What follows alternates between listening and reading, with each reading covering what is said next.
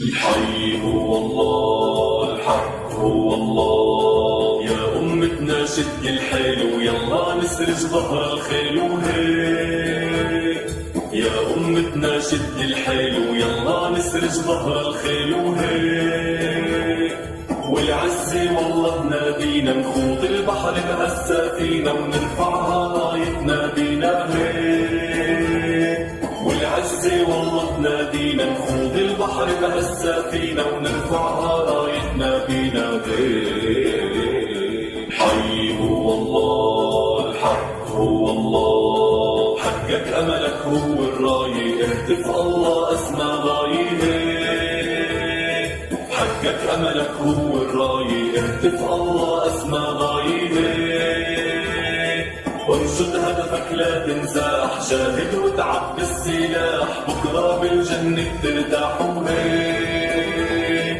وانشد هدفك لا تنزاح، جاهد وتعب بالسلاح، بكرة بالجنة ترتاح وهيك. الحي هو الله، الحق هو الله. لو يوقف ضدك هالكون لا تيأس الله بالعون هيك. لو يوقف ضدك هالكون لا تيأس الله بالعون هيك. تاريخ ومجد بيتكرر، اسأل عنا كسرى وقيصر، دعسات بتعرفها خيبر هيك. تاريخ ومجد بيتكرر، اسأل عنا كسرى وقيصر، دعسات بتعرفها خيبر هيك. اشتري بهارات، اشتري بهارات.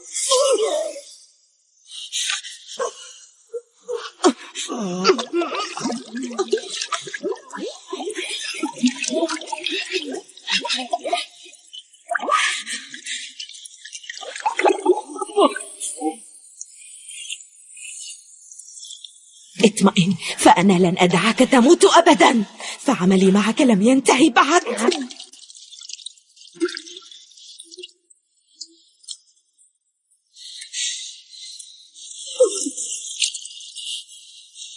من الأفضل أن تقول كل شيء يا ولدي، وإلا سيصبح قلبي أقسى من هذا الحجر الذي في يدي.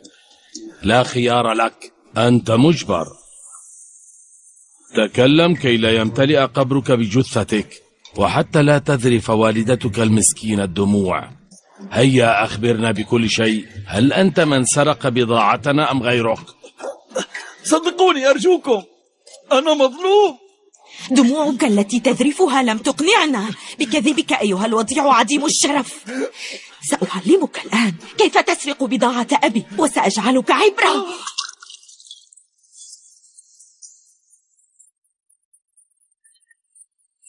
أيها الوضيع، سوف ترى.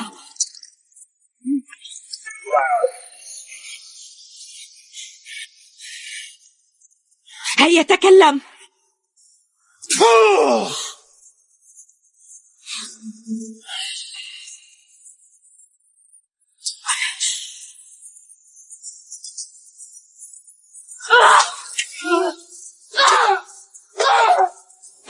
أسلحان،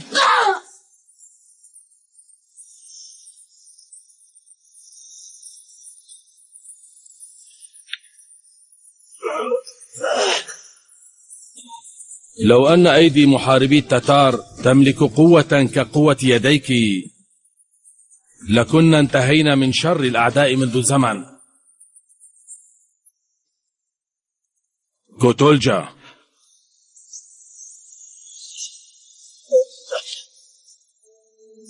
تركتك كرما مني بين يدي ابنة أسلحان الرحيمتان ولم تفهم. لنرى الآن هل رحمة يدي ستحل عقد لسانك أم لا. أنت لم تتكلم حين كانت ابنة أسلحان تسألك بلطف، وهذا يدل على أن أذنيك لا تسمعا. فما عمل أذنين لا نفع منهما على رأس أجوف.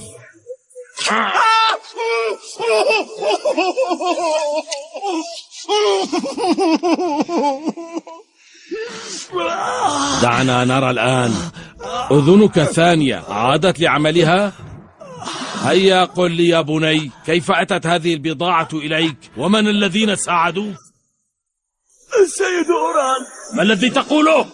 هيا تكلم. السيد أورال هو من فعلها، اتركني أرجوك.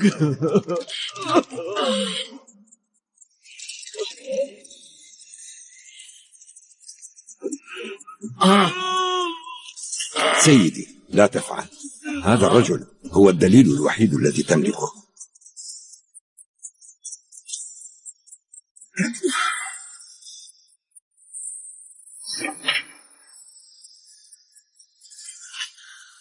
كوتولجا، هيا اذهب واستدعي أورالا إلى هنا. أمرك سيدي. بسرعة. توكتامش، أسلهان، لا السماء التي فوقنا ولا تراب الأرض ولا الطيور التي تحوم في الجو ولا أي إنسان في الدنيا سوف يسمع شيئا مما سمعناه. هل فهمتما؟ فهمت سيدي. تحت أمرك سيدي.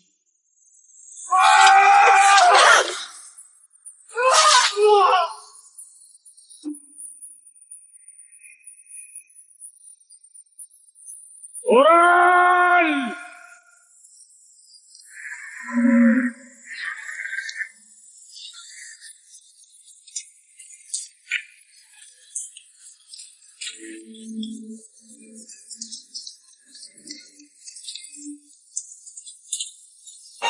عصاء السيد أورال جاهز، من سيأخذه؟ أنا أخذه. الطعام لذيذ. ما الذي كنت تفعله البارحة؟ كنت في السوق. ما رأيك بهذه الرحلة؟ أنا العاشق لك ماريا، والعشق يحرقني ويفطر قلبي، فاقبليني لأطلبك من أخيك.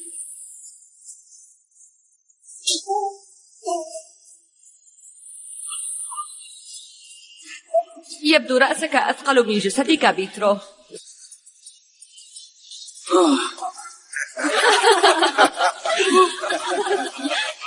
اذهب من هنا يا عديم الشرف. هذا هو حقك يا أورال.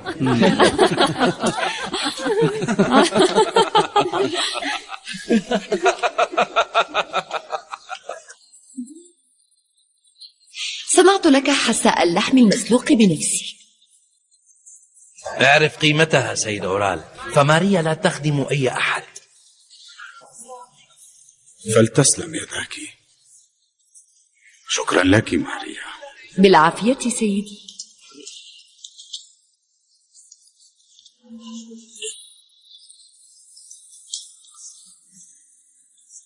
تعرف جيدا يا سيد سيمون أن القوة هنا تفعل كل شيء، وهذا الذهب هو صوت القوة. ولا بأس إن احتفظت ببعض الذهب من قافلتين لأملك القوة، لأني أريد اللعب مع كبار القوم.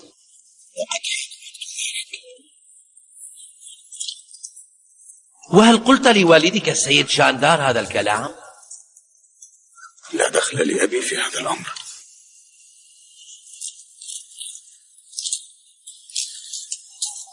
قلت لي ستنافس الكبار، فهمت، لكن ما قلته مجرد كلام سيد أورال. كيف سيحدث هذا بينما والدك لا يصغي إلى كلامك؟ سوف ترى كيف سيحدث، وبعد وقت قصير. سيد أورال، السيد جاندار ينتظرك مع رجل في الدكان ويريدك حالا. ما المسألة كوتولجا؟ تعرفها حين تأتي سيدي.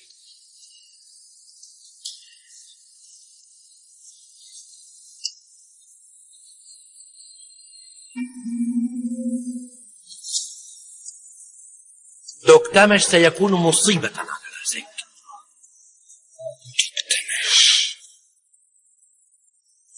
إن كان الأمر كما قلت فأجل هذا الرجل سيكون على يدي.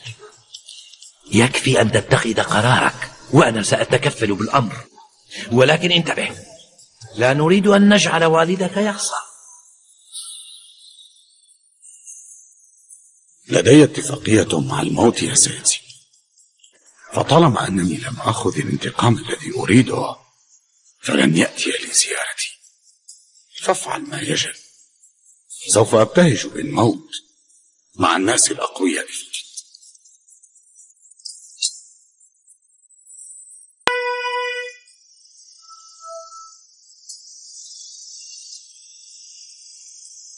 حان الوقت ماريا، فجهزي الشراب لزوجتي الأملة.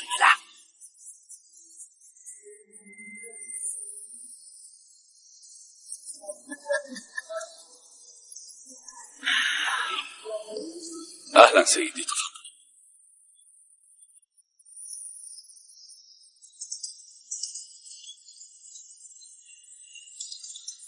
قد وقع في الفخ سيد سيمون، وكما توقعنا كان يتنكر بزي المحارب. أخذته إلى الأسفل.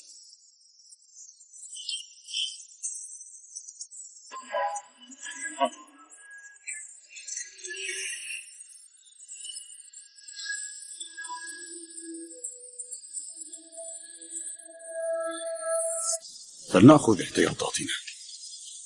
سأذهب وأدخل إلى الدكان. إن حدث لي شيء هناك أخرج السيدة تشولبان من الغرفة. لا تقلق سيدي. تعال وانظر إلى هذه الأقمشة.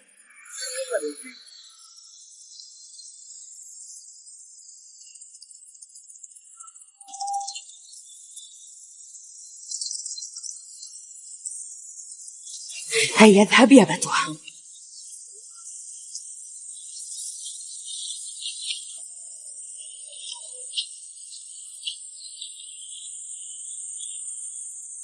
لما عيناك تلمعان باسمها؟ أي واحد ينظر إليك يرى غضبك. خيرا. عيناي تلمعان لأنهما رأتا خيانة أخي. أنا أرجو ألا تظلم أختي الجميلة أخاها، لأن عدالتها هي من تمنحني الأمل فيما أفعل.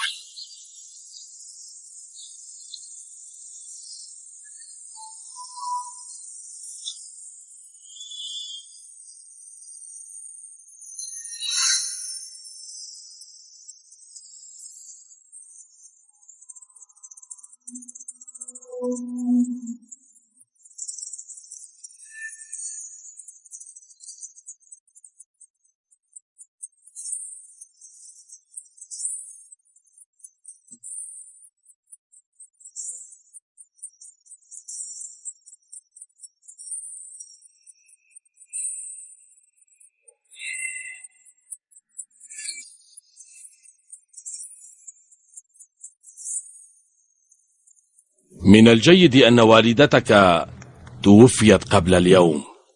ماذا تقول أبي؟ ما شأن أمي بهذا الأمر؟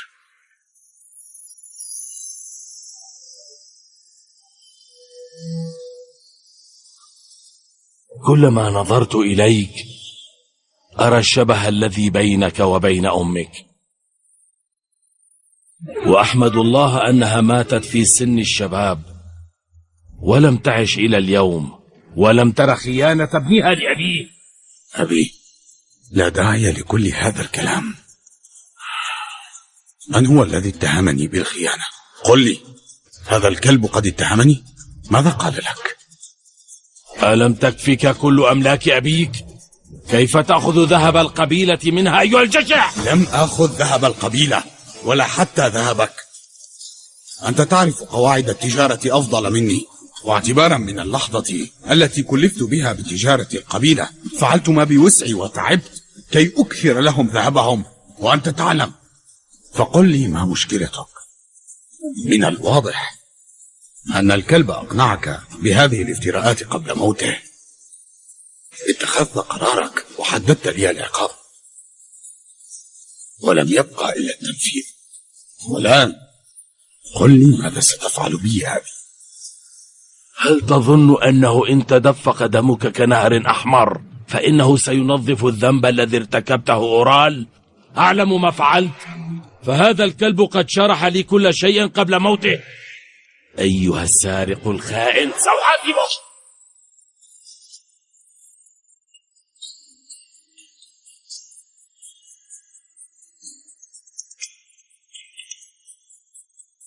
أعلم أني لا أساوي شيئا عندك، لكن اسمع ما سأقول. من افترى علي ولفق لي هذه التهمة فهو يريد الشقاق بين الأب وابنه. روحي فداء لك يا أبي، ولو كنت تظلمني.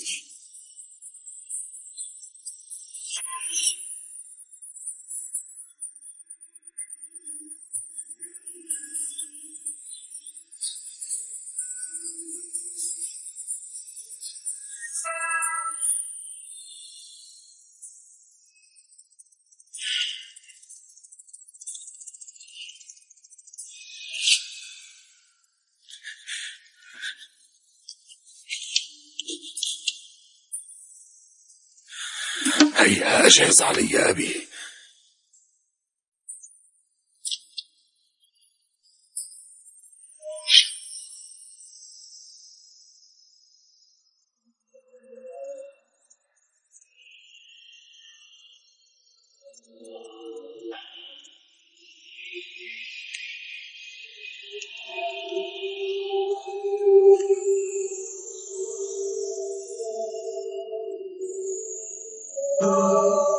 يا أيها الخادم المقدس ورفيق دربي المخلص لي على الدوام،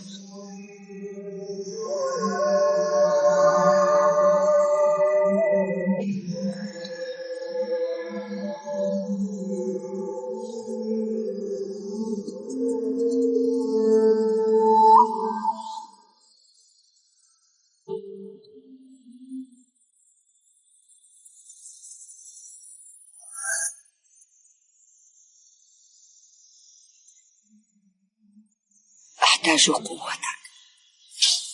امنحني بسمك باسم الروح القدس، امنحني إياها ليسفك دمه وتخرج روحه، هو وكل من عادانا، وليقتلوا جميعهم.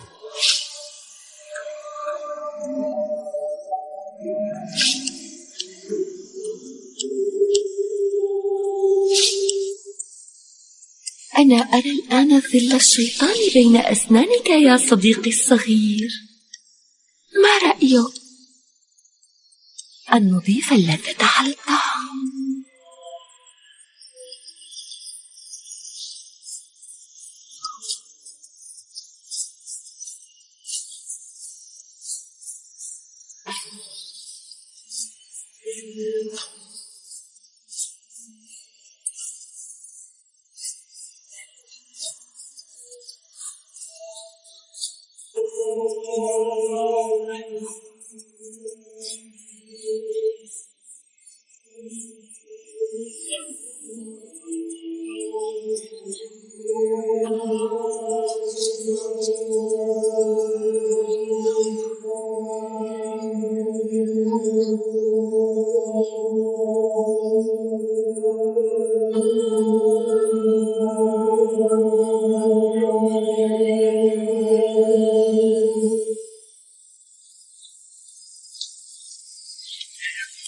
سيدي، يريدون مالا مقابل مكان البيع، كأننا نبيع بضاعتهم. هل يعقل أن يأخذوا هذا المال منا وكأن الأرض لهم؟ سنأخذ هذا المكان منهم بامسي، لا تقلق، لنجد تاجرا ونبيع البضاعة. ما الذي سيحدث الآن يا أخي؟ سوف نقابل الشخص القادم من القسطنطينية.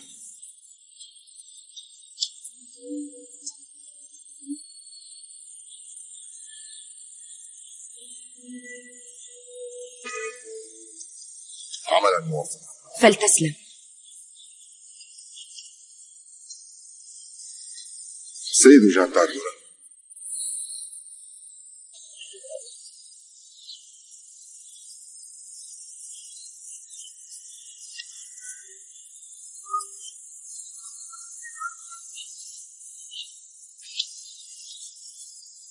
إن توفقوا بالبيع سيد أرطغرل. هل دخلت معركة سيد دورال؟ قلت لا تحدث حرب في السوق. أظن أنك أصبت لأنك لم تأخذ حذرك.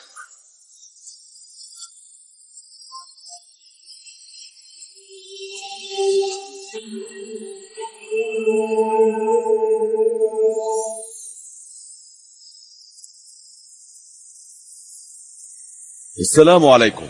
وعليكم السلام يا أخ. وعليكم السلام. أخبروني يا إخوتي، ما هذه البضاعة؟ إنها بضاعة صيد، جلود كل الحيوانات، جلد دب وجلد جاموس وأفعى وذئب أيضا، كل ما تبحث عنه هنا. ما شاء الله ما شاء الله. كم تريدون؟ كم ستدفع؟ ذهبية في الواحدة. أيها التاجر، قل لي، أخرجت للصيد من قبل؟ لم أخرج. لهذا لم تعرف قيمته. الرجال جازفوا بأرواحهم من أجل هذا الصيد. ما الأمر يا أختي؟ أنت شريكتهم؟ أنا شريكتهم في قيمة البضاعة أيها التاجر، وبالتالي سوف أخسر أنا إنهم خسروا.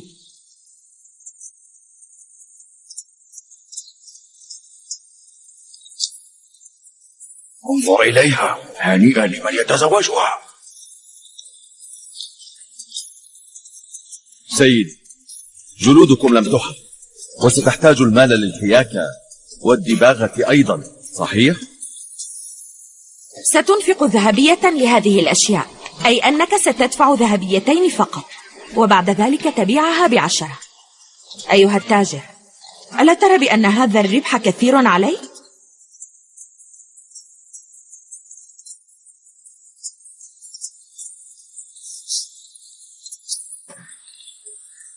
حسنا، قولي كم الثمن؟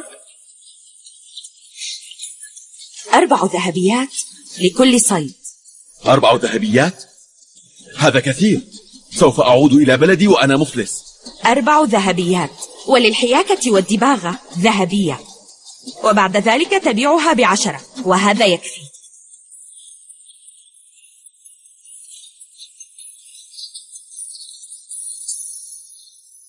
لا داعي للجدال، طريق الرجال طويل. حسنا، هذا نصيبكم. لو أني لا أحتاجها لما دفعت كل هذا. لا بأس، أنزل البضاعة. سأنزلها. سيدة أسلحان، لو أنك ظهرت أمامنا من قبل لما خسرني.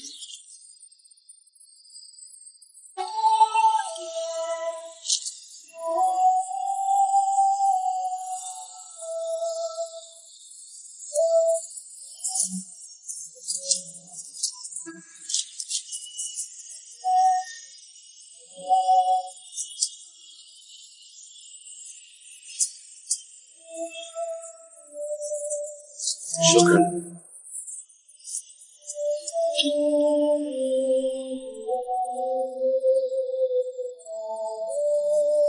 تفضل. سيدي، إن التجار عظامهم قاسية. وأنت تجيدين كسرها. شكرا لك. سمعت عن مهارة نساء قبيلتي. أحضر السجاد الذي يحكنه سيدي، سوف نبيعه بسعر جيد. لقد أتعبنا الجفاف المستمر منذ سنوات، ليس عندنا أي قوة. ستأتيني خيوط لتصنيع السجاد. قبائل التركمان يعشقون عمل اليد، وجميع قصور فينيديك وجينيفيس يزينها سجادهم. ما أريد قوله، افعل أي شيء وانهي لي العمل. متى تصل البضاعة؟ عما قريب سيدي، اليوم أو غدا. لن أنسى معروفك هذا سيدة أسلحة. سلامة الله.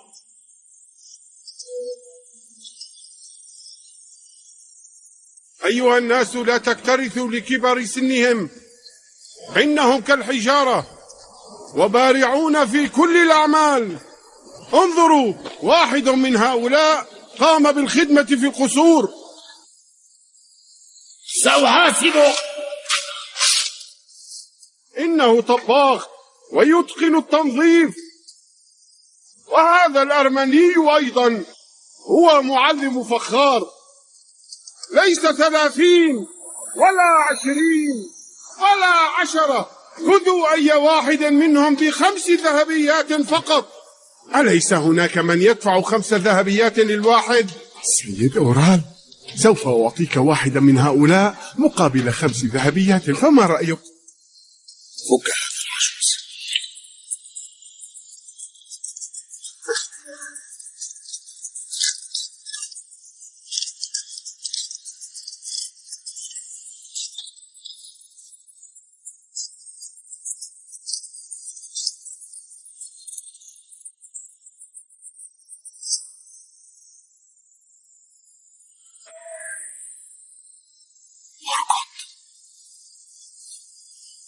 إن استطعت الهروب الآن فسوف أعتقك. اركض. هيا اركض وافعل ما يقوله مالكك. اركض. هيا يا رجل. اركض.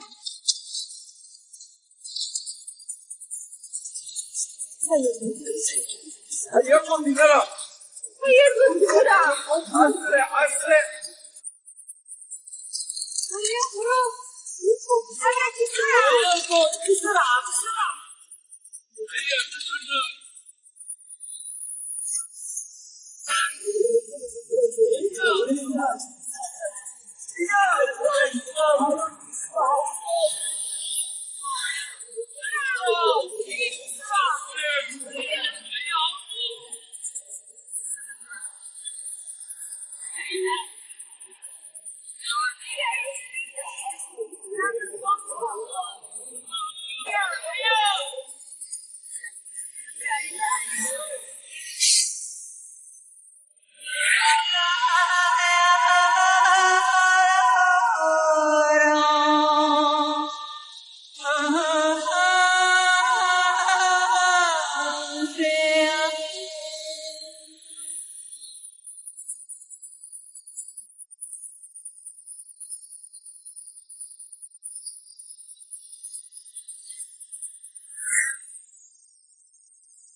المسكين قد مات الرجل.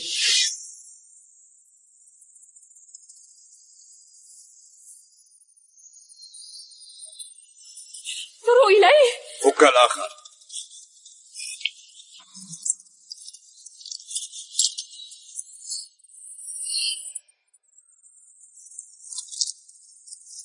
أخي أورال، ما الذي تفعله بهؤلاء؟ ما هذه الحماقة؟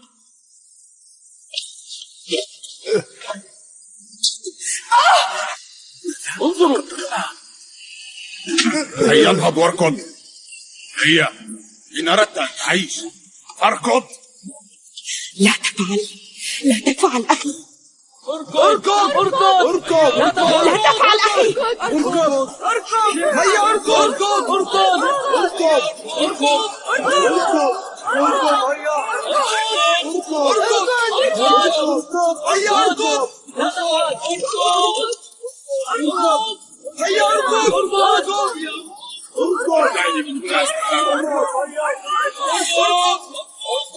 ابتعدي.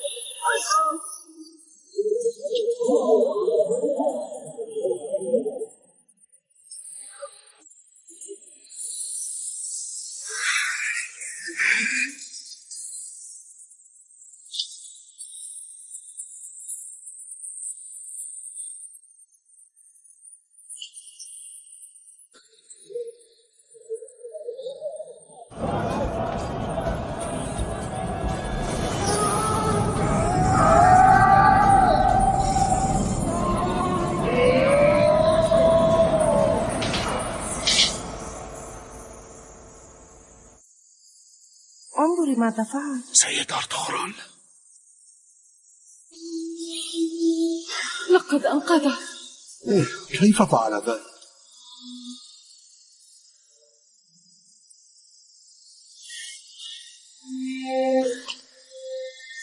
بكم ذهبية اشترك؟ ب5. أيتبعني؟ سيدي، ذاك الرجل سيقتلني. لن يستطيع قتلك وأنا معه. أيتبعني؟ ماذا سيفعل به؟ لا أدري.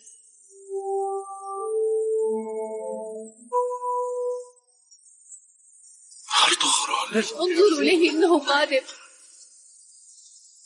دوندار، أعطي التاجر 5 ذهبيات مقابل العجوز.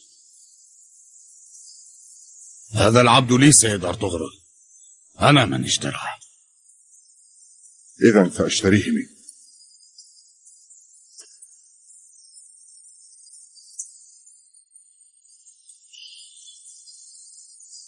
كم ذهبية تريد ثمنها؟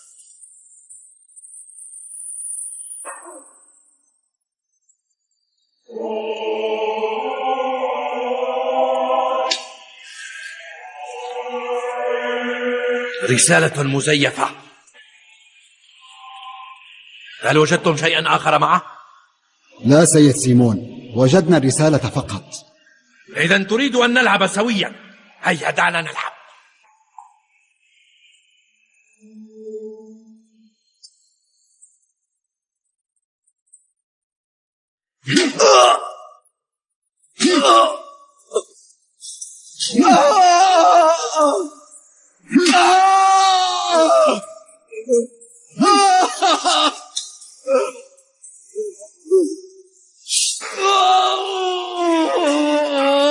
تكلم يا عديم الأصل، ابتلعت لسانك.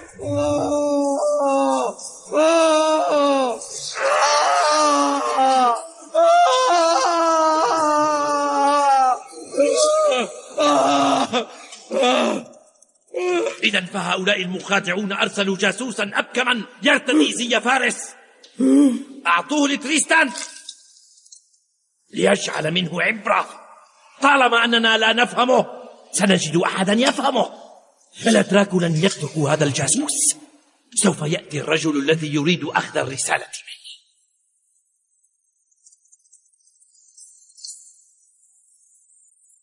سيد سيمون،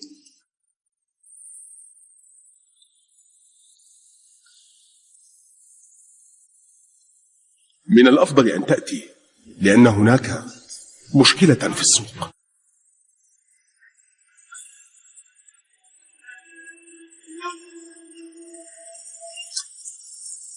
كم تريد مقابل هذا العبد؟ يبدو أنك بعت بضاعتك. لقد قلت لك كم تريد سيد أورال. طالما أننا في السوق فالربح مباح إذن. 10 قطع ذهبية. دوندار، أعطي سيد أورال الذهب. ماذا تفعل أخي؟ دوندار،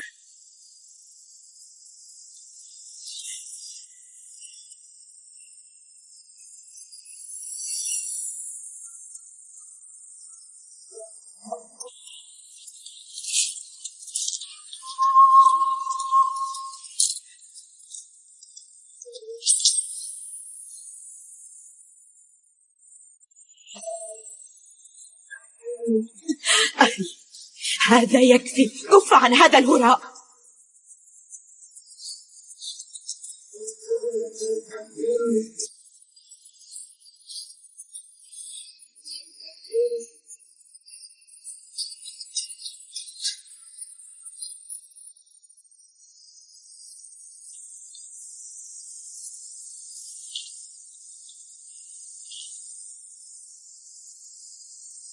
تدفع من أجل حياة هذا العجوز 10 ذهبيات؟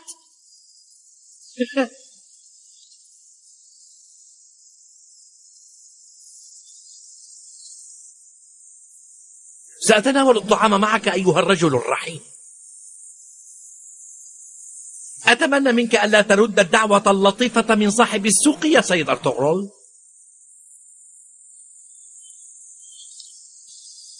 سألبي دعوتك أنا ومحاربي يا سيد سيمون.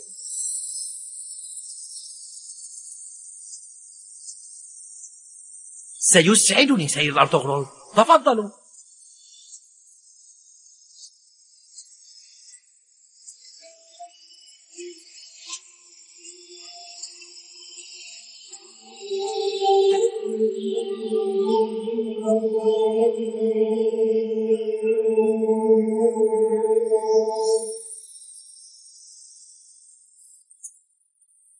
أحضر لي الماء. شكرا لك.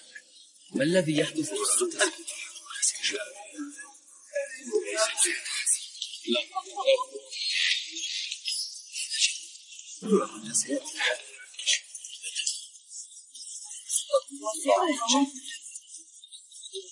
من هؤلاء؟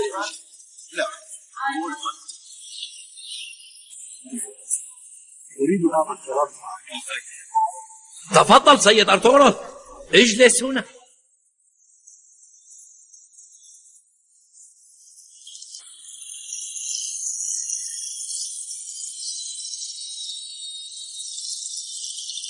هيا تعال يا أخي. هيا أحضر لي حساب.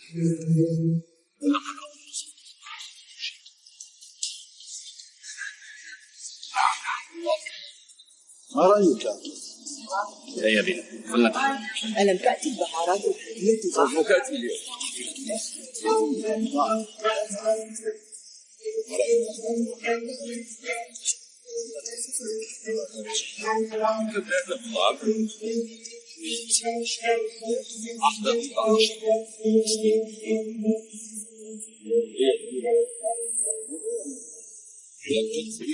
هيا تعال.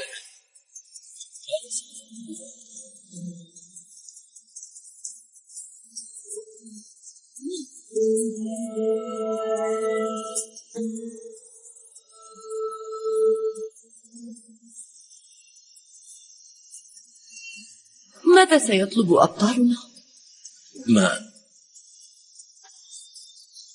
أهذا ما تطلبه؟ السيد سيمون إن سمع أني قدمت لضيوفه الماء فقط فسيغضب مني.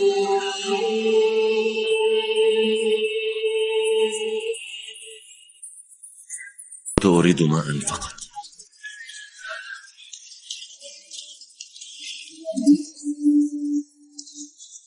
ليكن الماء شفاء لكم أيها الأبطال.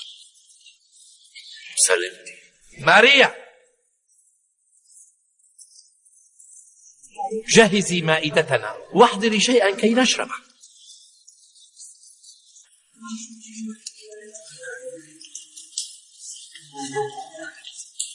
لم تبعد عينيها عنك ترقد قلب.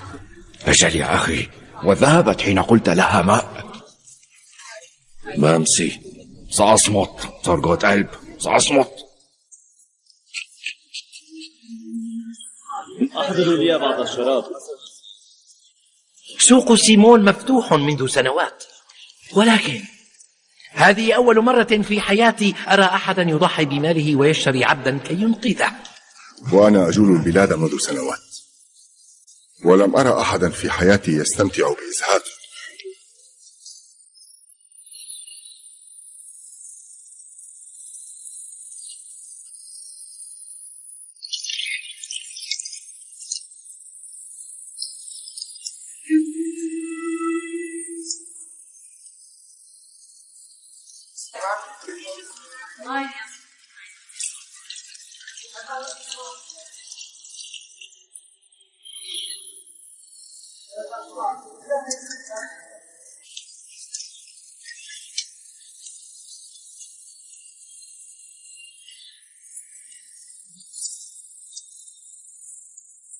أخوك في الدين يا أورال.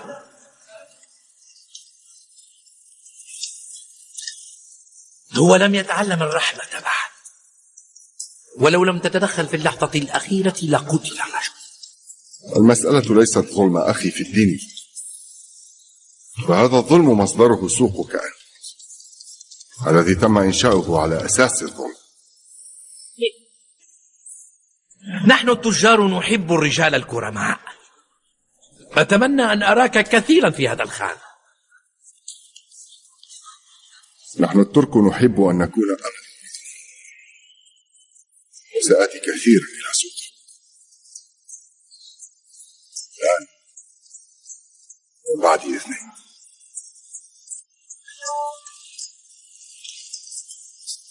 على الرحم.